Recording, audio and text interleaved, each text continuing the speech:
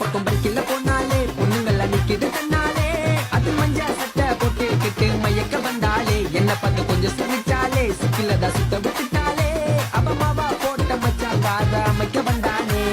மாமாதான் பின்னால் வராண்டா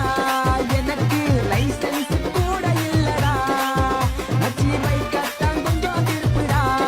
இப்போ 100 ஸ்பீட ஏத்துடா பண்ண பக்கம் பைக்கில் போனாலே பொண்ணுங்கள நிக்குது